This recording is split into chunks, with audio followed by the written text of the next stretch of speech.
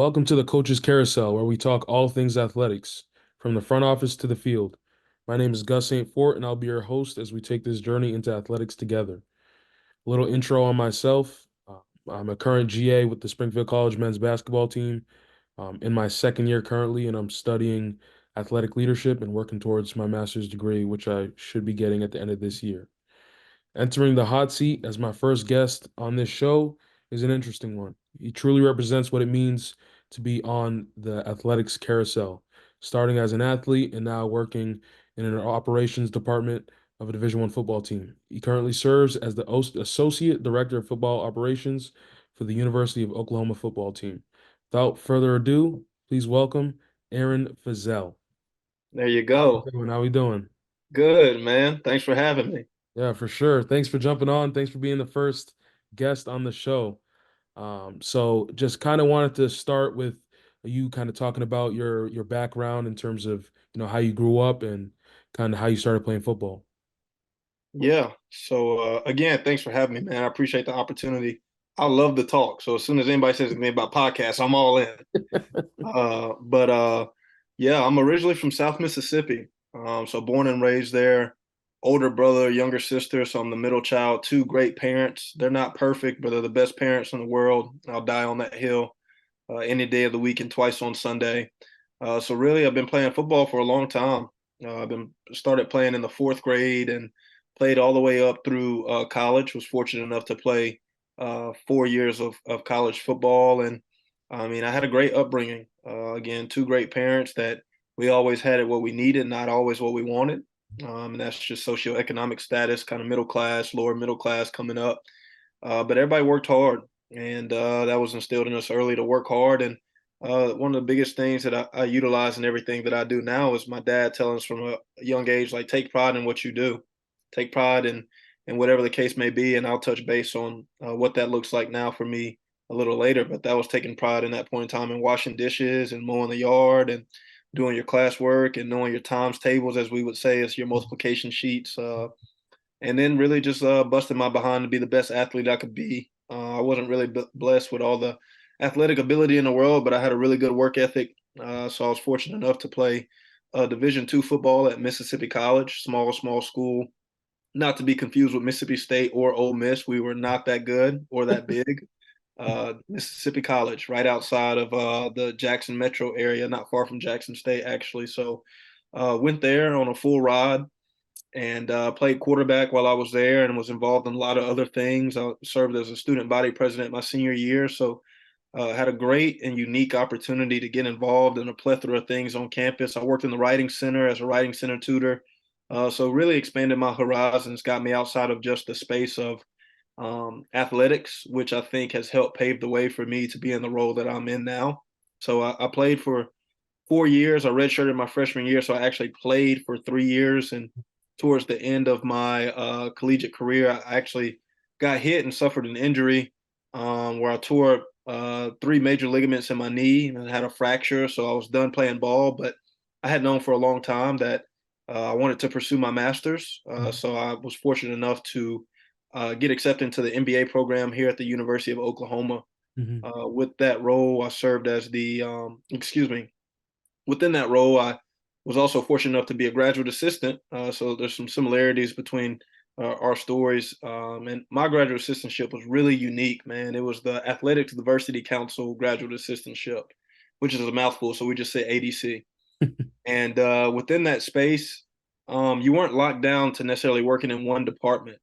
So what I mean by that is you had the flexibility to choose between, fundraising, student athlete development, compliance, marketing, the business office, whatever the case may be. Mhm. And I had known for a long time that I wanted to know how dollars work, and that's something that's always interested me. So I chose the business office. So I worked in the business office for 2 years. You get the opportunity to change after your first year if you want to, but my take on relationships is that you gotta plant seeds and you gotta dig your roots in. So I enjoyed the work that I did my first year, so I stayed with them my second year, and that turned into a full time job for me with the football team. It was really interesting because some of the software that I was asked to use as my in my second year as a graduate assistant was some of the software needs that the football team was needing in terms of reconciling travel cards and expense reports and making sure coaches were getting reimbursed and per diem and mileage and all that. So since I had a base of knowledge on that and being a former athlete, understanding how football works, I was asked to kind of just slide over after I graduated Right. to work in the recruiting space. Mhm. So I worked there for a year as the recruiting operations coordinator, and we had some movement on our staff, and I saw it as a great opportunity to ask my supervisor if there was any room for growth for me in my role, and that kind of turned into the associate director of football operations role that I currently serve in. So that role consists of a lot of different things. What you learn if you work in a Division I program like Oklahoma is that everybody does a lot of different things. You know, the title is just one thing, but we all help each other out however we can. But I have financial oversight, which means I help put the budget together, Mhm. oversee that process from start to finish, manage that throughout the fiscal year, and then really anything else that has anything to do with money, I oversee, whether that be purchase orders, invoices, supplier onboarding, reconciliation of travel cards and purchase cards is how we describe them. And then really having those conversations with our department and making sure they're in good financial standing. I also manage all of the private planes for our coaches when they're out on the road recruiting, Mhm. which is a tall task and often a stressful one. Mhm. But it's pretty cool, to kind of be in the mix and know what a FBO is and look at jets and weights and runways and all that kind of stuff and do some math and calculations. So really just a great opportunity for me. And again, had a great upbringing with two great parents, two great siblings that kind of helped pave the way for me to be in the space that I'm in now. Mhm. And I appreciate you for all the background. So just digging in a little bit more, obviously you were a GA. I'm a GA currently. So, obviously I'm going to be looking for a job coming here soon. But for you, working as a GA, do you think you got everything you needed to be ready for the workforce? You talked about how that software you used and it kind of transitioned over. Do you think you got everything else, or were there some things that were missing?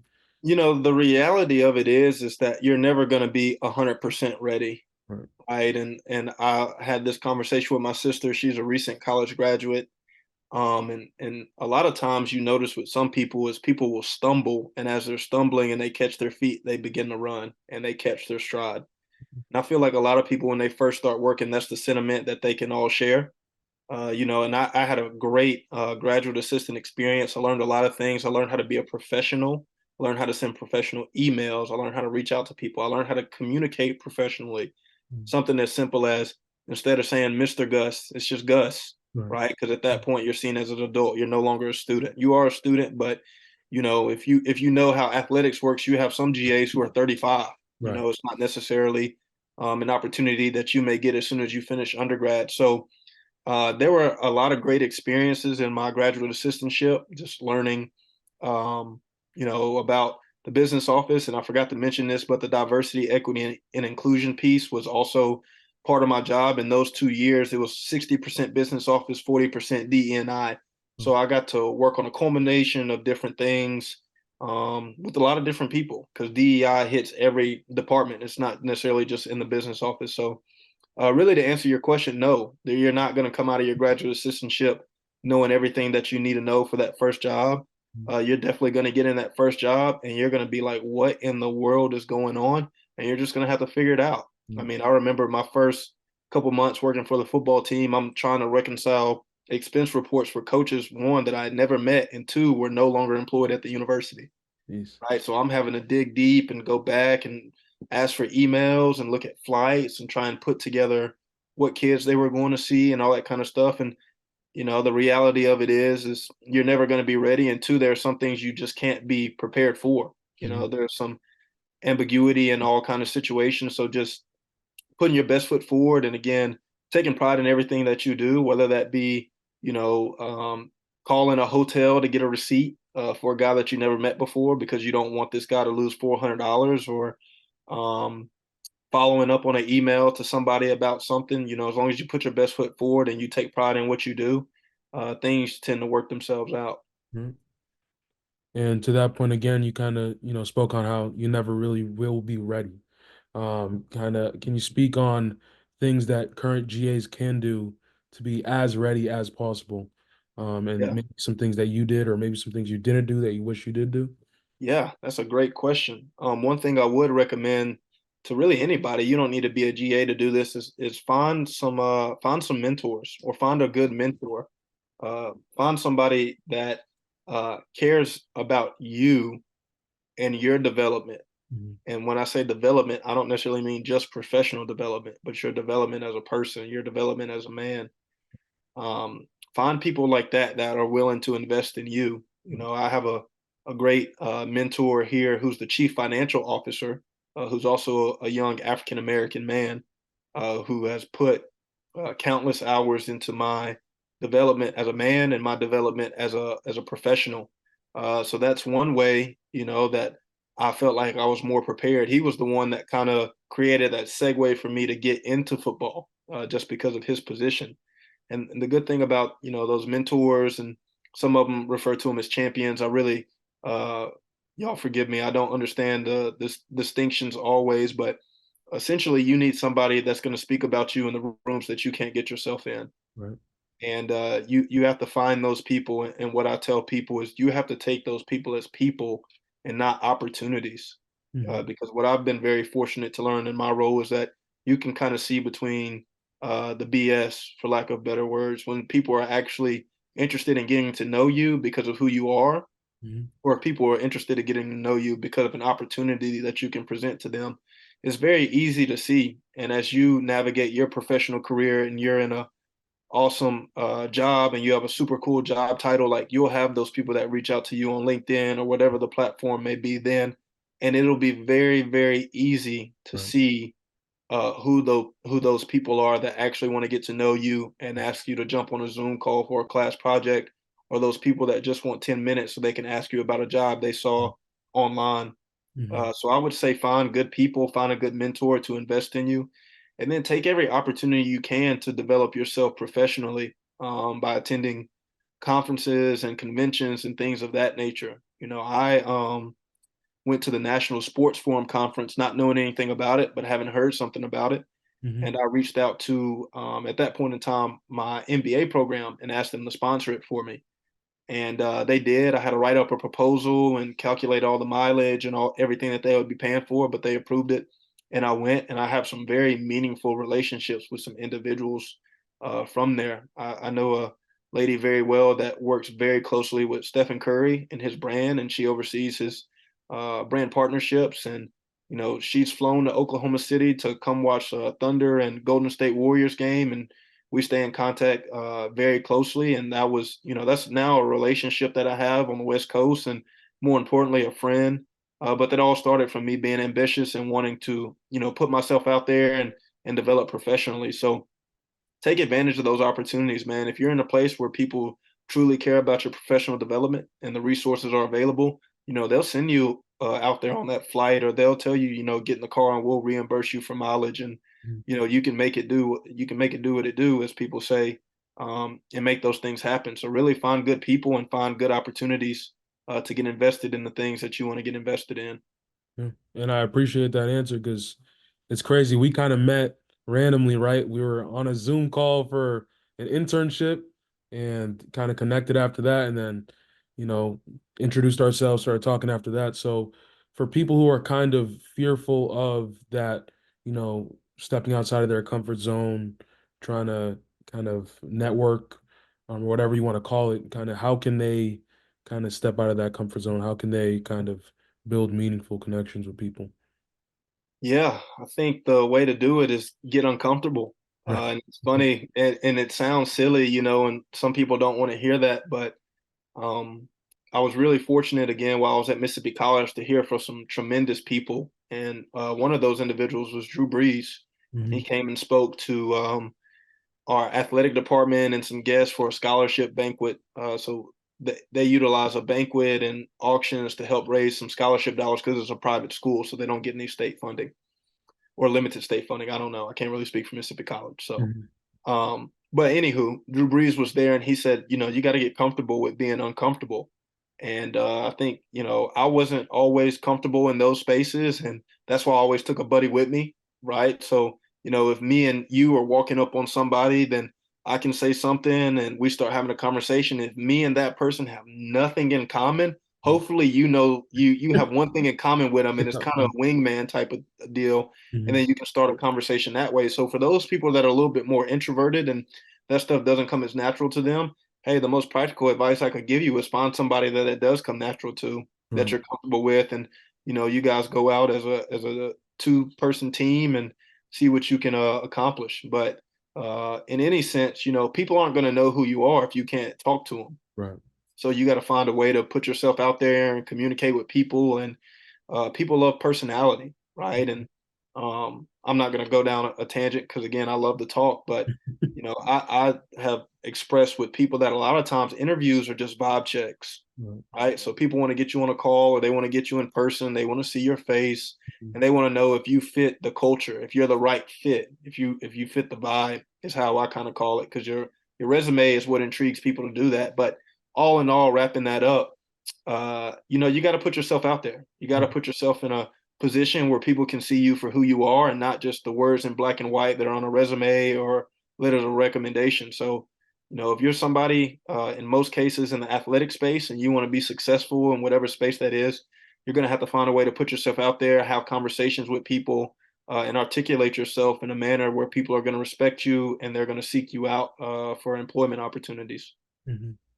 Awesome answer. And I think we can keep going on networking all day long, but I kind of want to shift it just a little bit, and ask you, something more related to what you're doing day to day. But as obviously Division 1 athletics, a lot of money involved, NILs popping off, a bunch of stuff going on over there. Kind of just want to know what's one of the biggest challenges that goes into your job, and what's kind of one of the biggest things that's happening day to day that you kind of have to look at. Yeah, for me, working where I work at the University of Oklahoma, there are a surplus of resources, but resources are not unlimited. So Mhm. sometimes one of my struggles is finding that middle ground where we are making sure that we're doing everything we need to do to provide a world class experience for our student athletes, but also ensure that we're being fiscally responsible. And sometimes that's a hard line to balance. You don't ever want to tell any of your coaches no, and that's definitely not me. I'm not in a position to tell any of them no. But I do advise people that need that information on where we are financially and what things I think we should do or shouldn't do. Now, ultimately, that decision is not mine to make. It's just mine to advise those individuals on. But that's something I do see myself having some struggles with, and that is something that's day to day. That's Mhm. um, is, and I'm not picking on anybody, but recruiting is a huge thing, Right. and recruiting, most people say is like the bloodline of the program. Mhm. And you got to have recruiting. You got to have recruits, transfer portals, or things. So you got to bring in transfers in any sport. This isn't just football. Any sport that you want to be successful, because more often than not, sometimes you have some high school kids that are coming in and they're just not ready to perform. They're Right. just not, and that's just natural. That's how it's always been. So that's always something interesting. I'm still trying to figure out how to navigate and balance and understand, and again articulate myself in a manner that's effective for us to be fiscally responsible. But again, ensure that our student athletes um, are not shied away from getting whatever they need to be successful, whether that be on the field, off the field, in the classroom, in the cold tub, in the cafeteria area, wherever that case may be, in the equipment space, in the recovery space, in the weight room. And again, I'm not necessarily making those decisions. I'm just providing that information. And sometimes it's a struggle on how you articulate that message, Mhm. and who you articulate that message to, because Right. some things you'll find out you'll have a boss one day and your boss may care about red widgets a lot more than they care about blue widgets. So when Right. you're talking about red widgets, you got to be very, very detail oriented on how you present that in a manner that's effective. And the blue widgets, you can just tell him or her straight up, hey, we got it or we don't. Mhm. So that's definitely something that I, have a bit of struggle with balancing. And the other thing that you previously mentioned is something that everybody's paying attention to. NIL Mhm. is huge. People are being affected by it every day. Every team and every sport's being affected by it. You're just going to see a major change, and I think in the landscape of college athletics. Mhm. And obviously, it's going to be financial because we're talking about money. And I had a conversation with an individual last year and was just talking about, like all these donors that were giving money for these huge, nice, ginormous facilities. Well, that perspective has now changed, and those dollars are now going to those student athletes. So, Right. what does the physical landscape of college athletics looks like in the next 5 to 10 years? Right. Do you have rundown buildings, but you have five-star athletes? Is there a balance, or does it go back to that? And that's just one small piece of the puzzle. And I think another thing that some people overlook for whatever reason are all these conference realignment deals. And Hmm. it to me, it comes down to the media rights deals and what those numbers look like. And you see the Big Ten freaking stacking the chips, man. CBS is leaving the SEC, I think, after an 18-year partnership to go be with the Big Ten, and they already have Fox, and I think they also have NBC. So just seeing how all that stuff shakes out, because when one school leaves, it has a massive effect on a ton of other schools. I mean, the Pac-12 has two governing schools right now for the Hmm. Pac-12, and there's two schools in there. So, that'll be interesting to see how that space works itself out because that affects everybody, man. That affects everybody. I mean, the University of Oklahoma and Texas leaving and moving to the SEC affects everyone. Like, we'll have SEC transition meetings starting next month, right? And we have a bowl game in 2 weeks, and all Right. that stuff is starting, Mhm. because I think officially May or April, I'm not sure, that we'll be an official member of the SEC. So there's a lot going on in college athletics, man. It's changing so rapidly. I think it's super cool. I mean, I think the majority of it is money driven, which again, that's always been an interest of mine. So hopefully, I have my own opinions about some things. Hopefully, some of those turn out to be right, and I can consider myself to be a smart individual. But it's all cool, man. Mm. And this is a question that just popped up just from hearing what you were talking about. But you said something in regards to all the different departments, and obviously with conference realignment, there's going to be a lot of long trips and a lot of long nights and everything. So how do you think that's going to affect you guys who aren't on the field, but obviously still working with the team? How does that affect you guys? Yeah, that's a great question. One I actually haven't thought about. But I've thought about the fact that, equipment trucks for football teams now have to drive from coast to coast. Mhm. Just thinking about a school like UCLA or USC having to drive to go play Rutgers. Mhm. What does that mean for their truck drivers? And fortunately in my role, I am able to travel early prior to the team arrival, so I've seen some of that. Right Mhm. when we played at Cincinnati this year, I was, for whatever reason, there were some logistical issues at the University of Cincinnati Stadium, so some of the people on the advanced travel team helped unload the equipment truck, and man, there's a freaking ton of stuff in there, but again, because I did that one time, I have some sentiment and empathy for those truck drivers. So I just think about that. But for our staff, man, I just think everybody's going to have to be another step ahead. I will. I don't brag a lot, but I'll brag on the University of Oklahoma and how we operate as an entire athletic department. Man, we are freaking on top of it. We're not. We don't react. We're proactive. So I mean, we're a step ahead now. We're gonna have to be two steps ahead. Fortunately for us, we won't have any crazy long trips, but a lot of staffs will leave on Thursday or they'll leave on Friday, and maybe that changes for those people. So I think really just being really well organized and really proactive on how you approach things from that operational standpoint is going to be critical for people. I think the work is the work, and maybe the days will be longer. I mean, the days are long now, so I don't really see that being crazy different. I just think some people are going to have to get creative in how they do things. Those that geographically, don't make sense. Like it doesn't make sense to fly from California to New Jersey, and I'm not picking on those schools. I'm just thinking about furthest points geographically. Like those are pretty far apart, and we'll see. I think again, staffs are just going to have to get creative on how they approach issues now because of this realignment and where teams fall in. Gotcha. And so just shifting a little bit too, just because of time, I don't want to hold you too long, but for when I was a student athlete or when I was just an athlete in high school coming up, I never thought of operations. I never thought there was anything else but playing and coaching. So can you kind of speak to the current athletes on, what operations is and, how can they get involved in it, how they can kind of jump in that career once they're done playing? Yeah, that's a great question. Essentially, I'll try and be brief, which I'm never good at, but operations is really, funny enough, it's all of the stuff that you don't think about. And it's all of the things that happen day to day. Like someone has got to, um, shoot, I mean, I'm just thinking about the stuff that I deal with on a daily basis. Like someone has got to make sure that the gates are unlocked in the morning. Mhm. Someone's got to make sure that the practice fields are dry enough for people to practice on.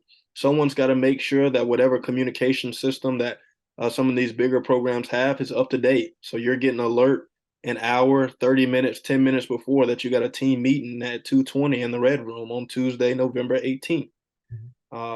Somebody's got to make sure that when you come up to the cafeteria, that music is playing to create an atmosphere that our coaches want for those guys to sit down and eat.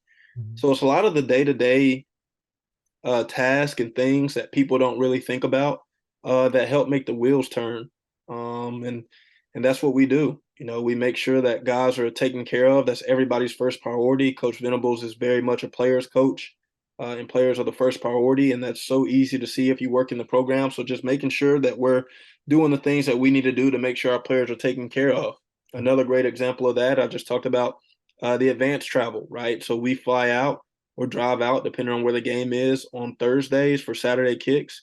We get to the hotel, we meet with the hotel and make sure everything is what it needs to be, whether that be how the meeting spaces are set up. So they're just as familiar in Utah as they are in Norman. So guys can focus on the meeting and what the coaches are saying as opposed to the chairs and the room and all that kind of stuff. You know, we want guys to have a world class experience and not have any distractions. So that's a piece of it, making sure the temperature's right in those rooms so guys aren't freezing or they're not burning up again, so they can lock in on what they need to lock in on.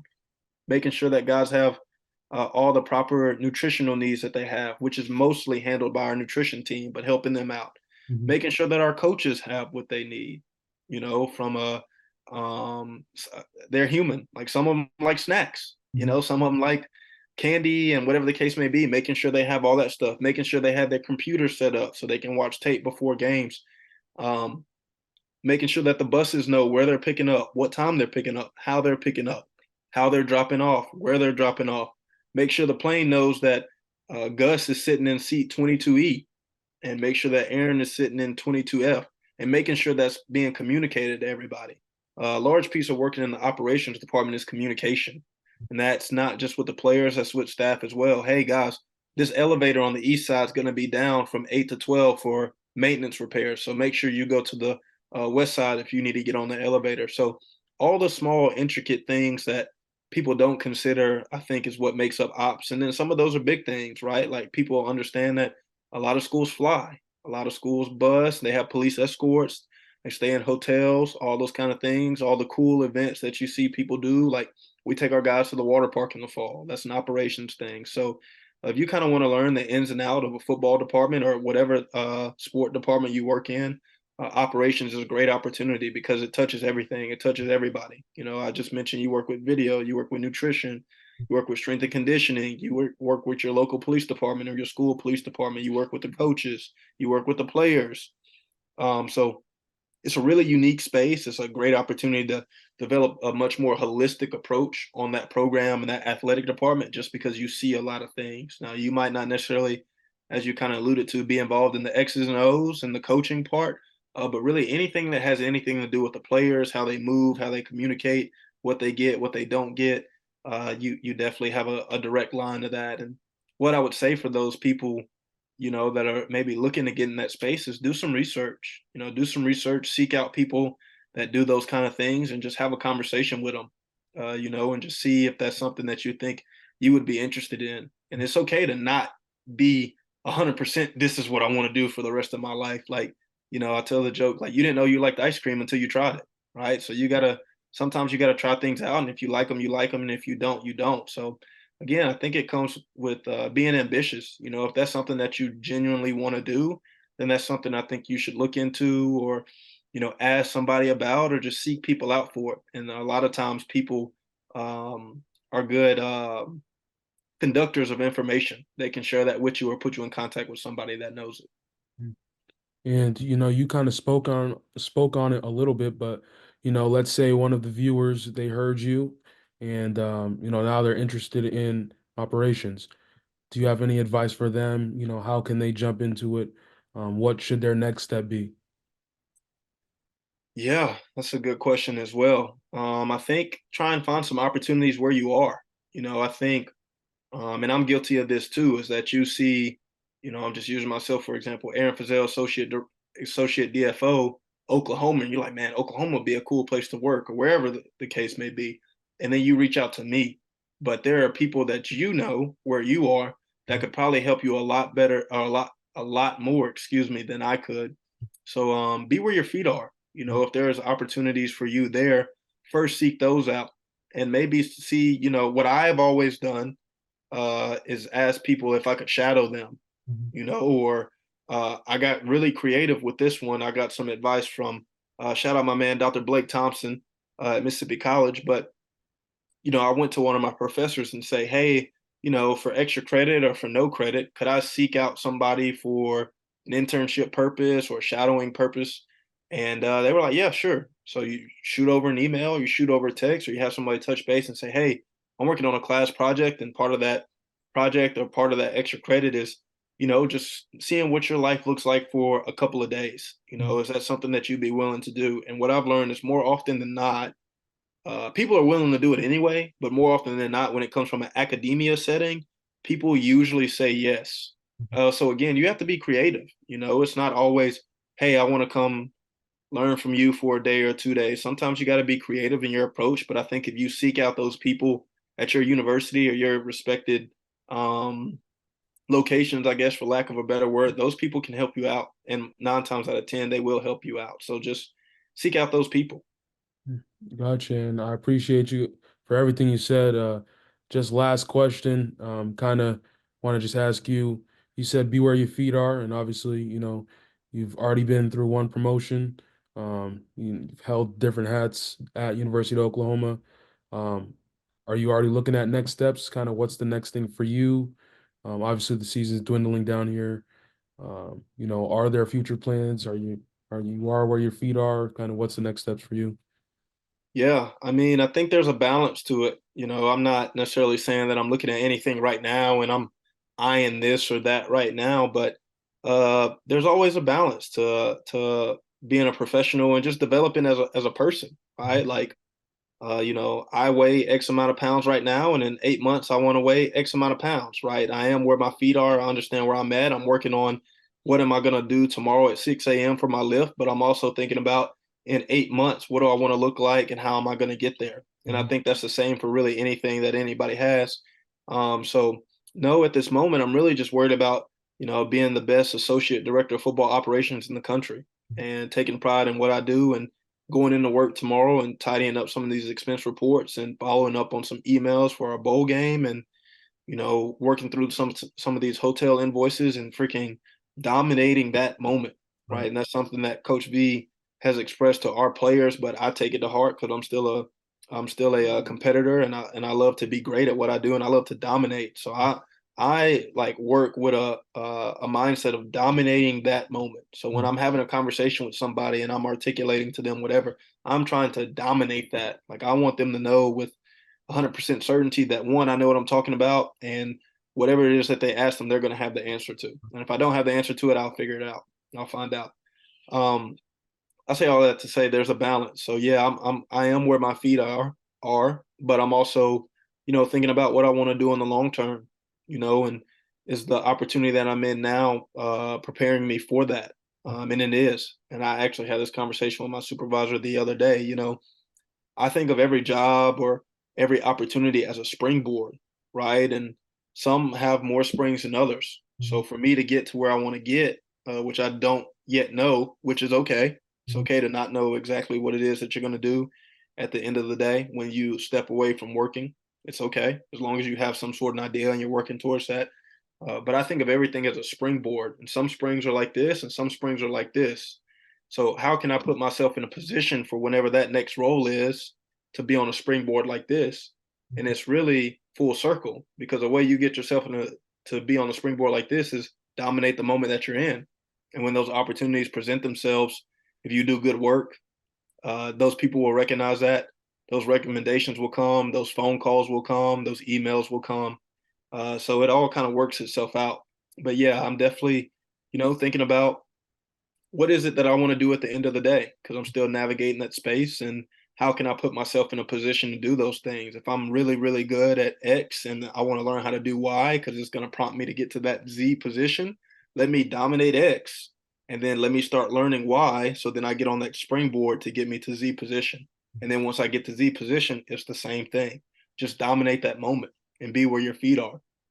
Because if the wind's blowing and your feet aren't planted, you're going to blow over. Right. And then it doesn't matter what you want to do, Mhm. because you're not doing the work that you're supposed to be doing from the get go. Mhm.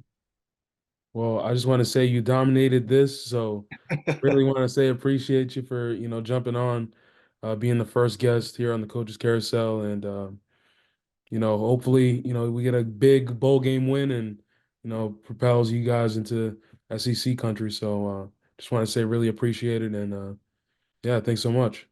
No doubt, man. I appreciate you having me. I'm excited to see where the rest of your podcast goes. I'm sure you're going to have much better guests than me, so I'll definitely be looking out for it.